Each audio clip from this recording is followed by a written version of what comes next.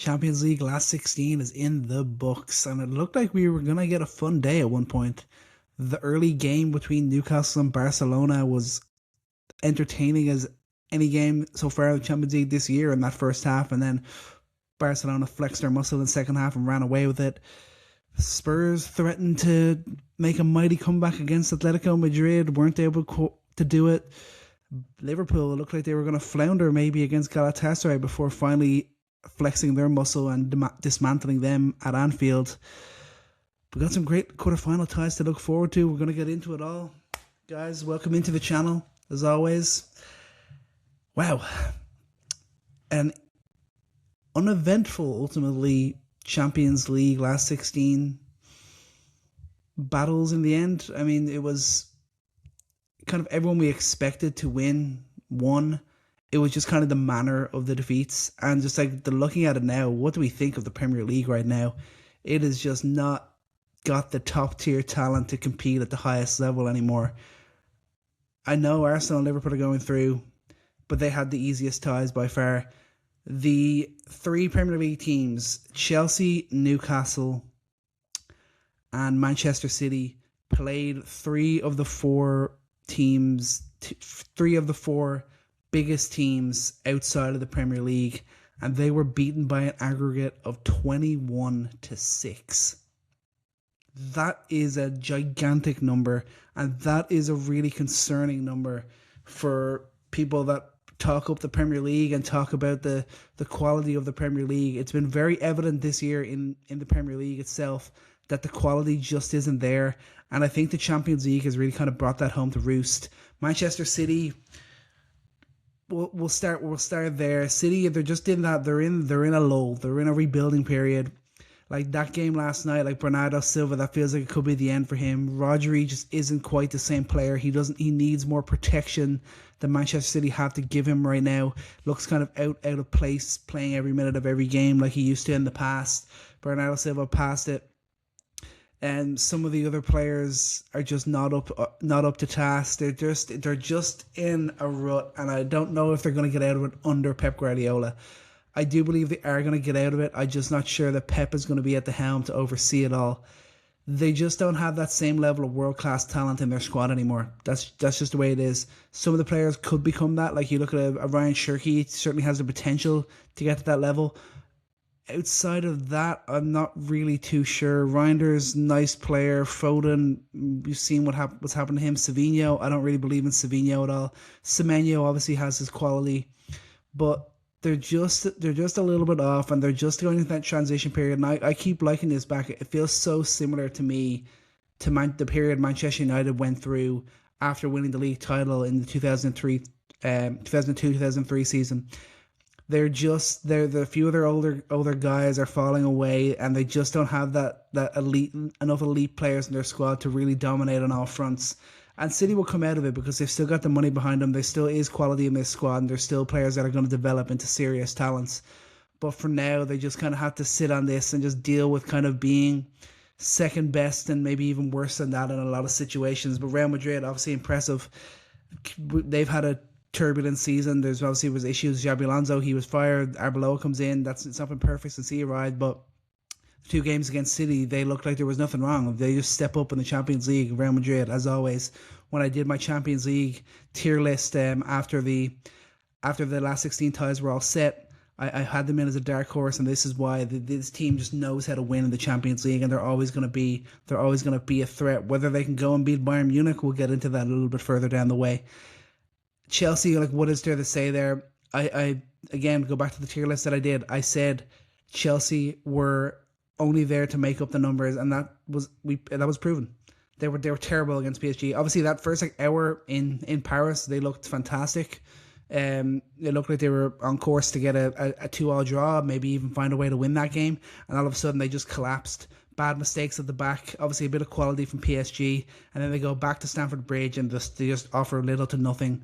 You'd swear that you knew the tie was already over, and ultimately they lose 3-0 at home and 8-2 on aggregate. And yeah, I knew that was coming from Chelsea. Chelsea are just.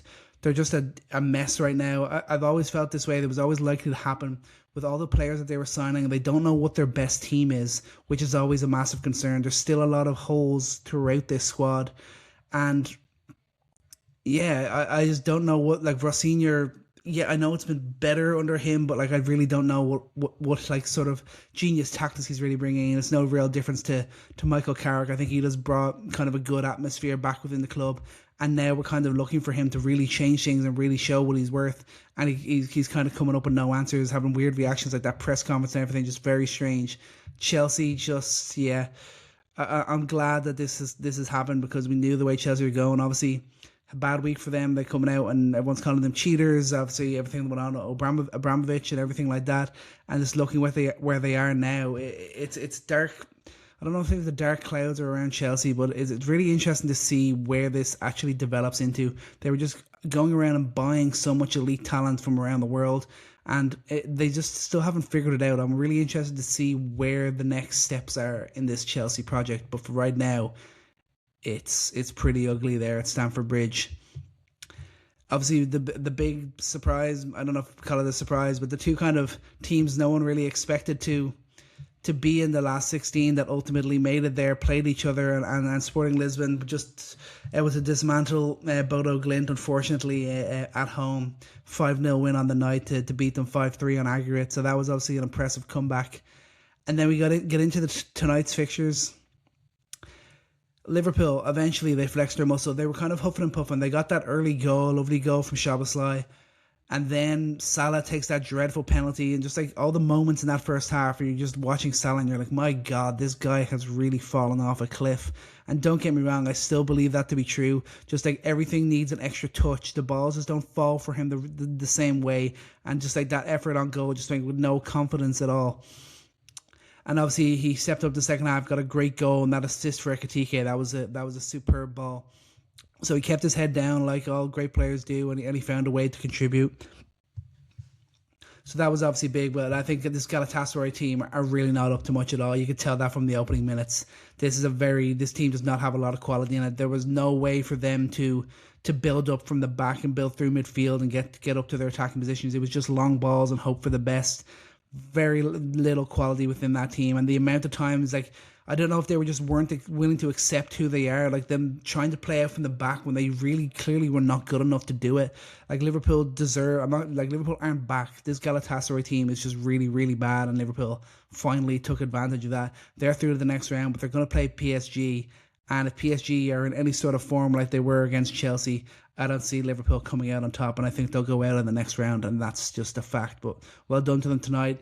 You're watching Arne Slot throughout that whole game, and you could tell that he was very animated. He kind of knew that his Liverpool career was potentially riding on this game, and he was like overreacting to every single moment of the game, no matter how big or small. He was going nuts on the sideline. You could tell he's kind of feeling the pressure a little bit. So obviously great for him to get a result like this and move on to the next round. But let's see how they double down on that. Let they go away to Brighton at the weekend. Let's see what they do there, and then let's see what they do in the next round of the FA Cup and in the quarterfinals of the Champions League. It could only get darker from here for Liverpool, not brighter. Although this is a big moment for Arne Slot for sure. Spurs, I mean, there's not too much to say there. They fought gallantly. You got to take the positives there if you're Spurs. Obviously, they ended up getting a good result at Liverpool at the weekend. That draw away at Liverpool, that's a huge result in their battle against relegation. And then tonight they win their first game under Igor Tudor. Not enough in the end to pull off the miraculous comeback, but they did well to get a win, and they got to hold on to that. That's their first win. They're building on that result that they got against Liverpool, and you hope that will stand to them when they go into that crucial clash against Nottingham Forest this weekend. That's going to be huge for Spurs, and they need to build on these small little wins that they are getting over the last week. Atletico, yeah, I mean, kind of unimpressive. They're just not the same beast that they once were. They're just not as solid and as rigid and not as ugly as they were. That's why I don't know if they're going to go much further in this competition. But the real bit of talent to have is Julian Alvarez. I just love watching him play. He got a goal again tonight. Had a few moments where he just left the Spurs defenders for dead. Probably could have had another couple of goals. He is just a superb player, and I wonder if he is going to be with that club beyond this season. It's such a shame that Manchester City let him go. I don't know if that was like a PSR thing. I don't know if he just didn't like the coldness of Manchester because he is an incredibly talented player. And there's an argument to be made. Maybe it's just that he couldn't play with Haaland, and maybe that's why he wanted to leave. But there's an argument to be made they might be in a better position now if he had stayed. But that's neither here nor there. It's just a fact that Atletico and doing great things, and I love getting to watch him play. So I kind of hope that Atletico can kind of keep going in the Champions League for sure. The big one though was the Newcastle and Barcelona game. Wow. Newcastle played the game plan to perfection in the first half for the most part. They took advantage of Barcelona's weaknesses defensively, that high line with the pace in behind. Elanga getting 2 goals, and they were looking great. They were going toe to toe with Barcelona in the Nou Camp, and it looked like you were like watching this whole game, this first half, and you're like, wow, Newcastle, they really are a different team in the Champions League. They're really up for this game. And then right at the death of the first half, Kieran Trippier gives away a penalty because he fell asleep at the back post and lost position on Rafinha. Gives away that penalty, and instead of going in 2-2 at halftime, they're going in 3-2 down. And then the second half starts, and it just goes to hell from there. Barcelona just flex their muscle, their attacking muscle, which is almost second to none in world football, and completely dismantle Newcastle. It ends up as a 7-2 game. And Newcastle just don't have a leg to stand on. The second Tonali goes out, you're really start to worry about them with the quality that he has, and the fact that they were already without Bruno Guimaraes. Like, you knew that they were in trouble then, and that's exactly what happened. They ended up conceding just again and again and again, losing 7-2. Just really difficult for Newcastle, and you just know that they're not going to be back in the Champions League next year. They're going to have to put together a serious run of form in the league to finish out the season in order to get into Europe next year. I don't think they don't have any hope really at the Champions League places, but maybe they can find a way into the conference league or the Europa League. But just watching these Newcastle games, and there's just too many holes still in this team, and I'm just like starting to wonder: are they gonna fall away? Are they ever going to be able to truly break through? It's such a hard thing to do, and it's starting to look like maybe they won't be able to achieve it. It all began last summer when they lost Alexander Isak, one of their maybe 3 world-class players. He wanted out because he wanted more money, and they hadn't fulfilled all the promises that they made to him when they signed him. And they lose him, and they don't really find a replacement in any real way, shape, or form. Volta made a hit and miss. Maybe he could turn into something. Vissa has injury issues, not really found any real form. And I was listening to this conversation on the Athletic Football podcast the other day, and they were talking about how Newcastle have been looking to sign a centre back for the last 2 or 3 years, and they haven't found them. And I know they got it, Martin Thiaw, and Thiaw's been good, but they don't have that elite centre back calling the line, that guy who's there playing every game and dominating. They do not have that. Dan Burn, obviously, he's a great guy to have in your squad, but if he's a guy you're relying on to play in every game, that's a problem. Thiaw is good, but he's still young. He still makes mistakes. They do not have that elite leader centre back. Like, you look at like a Gabriel or a Van Dijk, or even like a Ruben Diaz. I know City and Liverpool's defensive records hasn't been great, but they have those kind of leading light players that call and control the back line. Newcastle just do not have that. And Trippier, I mean, they had to find a way to replace him because he used to get by for his weak defensive abilities because he was such a great attacking player, could put in a great cross, his great passing ability. But now he's becoming more ineffective on the ball, and his defending ability, he's always been a weak defender, just like a Kyle Walker. And like with Walker, when he started to lose his pace a bit, then he was completely done. And it's the same way with Trippier. When he's not able to get up and down the pitch the same way, when he's not able to get on the ball and affect the game in an attacking sense, there's really not a whole point of having him as your starting fullback.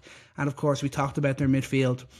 Bruno Guimaraes is such an important player for them. It was so annoying that he had to be out for this tie. He would have made such a difference. And then when they lose Tonali as well, that makes such a huge difference. Like, at the moment, Newcastle genuinely do have one of the best midfield trios in world football. I fully believe that, but I'm just scared to think of where they might be next year if one of or both of Tonali and Guimaraes end up leaving the club, because that's not beyond the realms of possibility, because big clubs might come calling and they're going to be able to offer them significantly more wages, and that's what the big ticket is at the end of the day. Newcastle have to find a way to battle through the PSR, have to find a way to get better sponsorships, to get into the Champions League consistently, so they can up the payments they make in terms of wages. And until they're able to do that, they're never going to truly be able to compete. And they're world class players.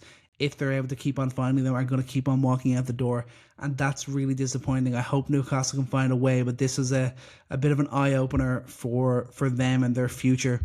But again, I love the way that they started out, and I love the way that Eddie Howe set this team up.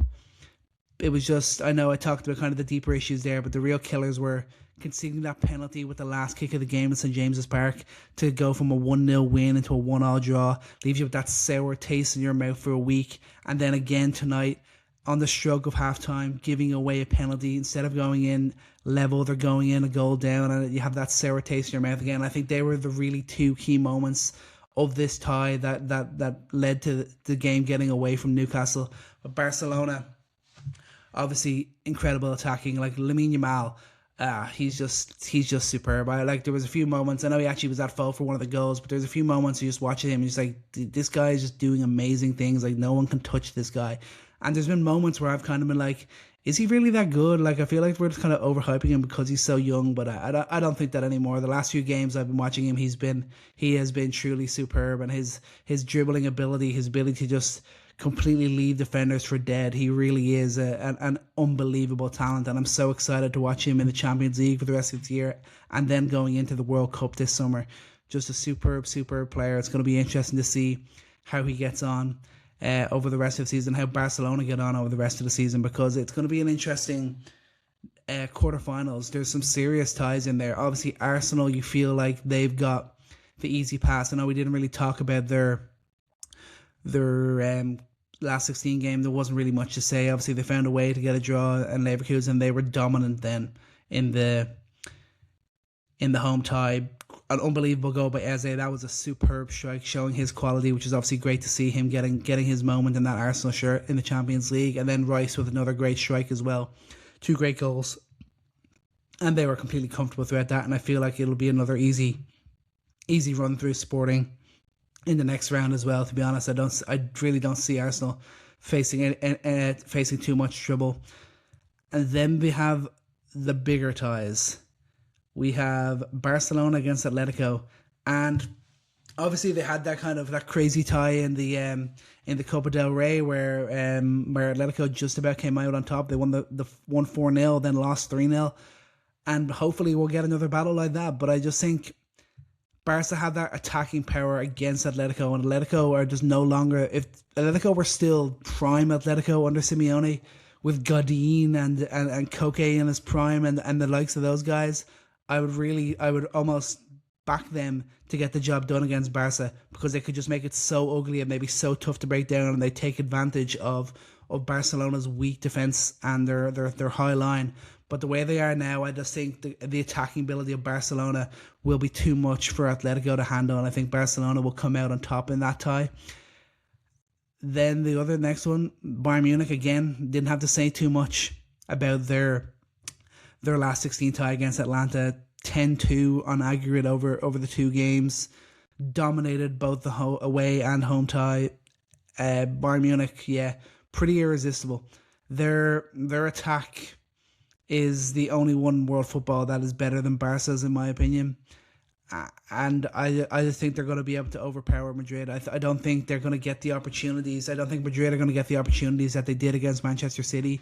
I don't think they're going to get another heroic Valverde performance against Bayern Munich to drag them out of the cauldron. I think it could still be a good tie, because Real Madrid do still have a lot of quality in this team, and they can always hurt any defense. But I just think the Diaz, Olise, Kane, Musiala forward line of Bayern will just be too much for Real Madrid to handle. That is like one of maybe the best forward line we've seen since Messi, Suarez, Neymar. I know that's a big claim to make, but it honestly feels like that when you watch them. They're all such great players. They're all in such great form. I always like these are such players that you watch, and every time you watch them, you feel like they're the best player on the field when you watch them. So I think that this could be the year that Bayern get it, and this could be a huge changing moment for Harry Kane to go and win a Champions League title. That'd be huge for his his lasting legacy in world football, and I'd love to see him go and do it because he is a superb player. And like we've seen Diaz, that was a great pickup from them. Weird sale by Liverpool. I don't know why they seemed to be so eager to get rid of him, but he's a fantastic player doing great things. Elise, this is almost like a breakout year. I know he was good last year, but he's been even better this year. And if he can take that into the World Cup as well with France, and he can maybe be that creative outlet that they've been missing since Griezmann dropped out of the international scene, that would be absolutely massive. But yeah, Bayern, I think they're going to have too much for Real Madrid, but I think that could be a really great tie. I'd like to think that could be a serious, close games in both legs, and ultimately Bayern's quality might just shade it, but you never really know. Like I said in my tier list, the Real Madrid are forever the dark horse of the Champions League, even when they're not at full tilt like they haven't been this year. And they'll obviously hopefully get Mbappe back. He'll be fit and firing for those games, and I really look forward to watch that tie. And finally, then it's Liverpool PSG. And yeah, I mean, obviously we've had our questions about PSG, but we also had our questions about PSG last year, coming out of the group, and they were a bit iffy. But then they go to Anfield and they win that Last-16 tie. And Liverpool were the big dogs back then. They were the team that had dominated the group phase. They were leading the Premier League. They looked unbeatable at times last year, and PSG handled them. And then they got all the way to the final, absolutely obliterated Inter Milan. And then against Chelsea, they just had too much quality. They bring in the quality they could bring off the bench, the goals that they were able to score, and the absolute domination of that tie. That makes me completely confident that they will go and beat Liverpool. There's too much quality in that team. I know Barcola, I think Barcola has now got injury. Picked up in that second leg, so he might not be available, but I still think PSG are going to have more than enough to take advantage of this Liverpool team, who aren't very good. I know they just handled Galatasaray, but this Liverpool team really isn't up to much, and I don't think their defense is going to be able to hold up against PSG. As much as they can, they'll probably find a way to attack this PSG team, because they're not exactly the most solid defensively. I just think PSG are going to have too much, and they'll ultimately win it comfortably. And then we'll kind of get into the big stages of it. I feel like Arsenal will be the only English side in the semi-finals. I think that's a fact. The tie I'm most looking forward to, probably Bayern Real Madrid. I think that could be a serious battle, and I hope that Bayern aren't too much and Real can keep it close. That'll be the one for me. But yeah, that's going to do it for this video. Guys, let me know in the comments, what do you think about the state of English football? Are they really no longer the top dogs, or it's really all just about top-end talent? And let me know which ties you're most excited for in the next round. Are Liverpool back? I don't think so. You tell me different. Until next time, guys, make sure you like and subscribe for much more here on The Hand of Gaine.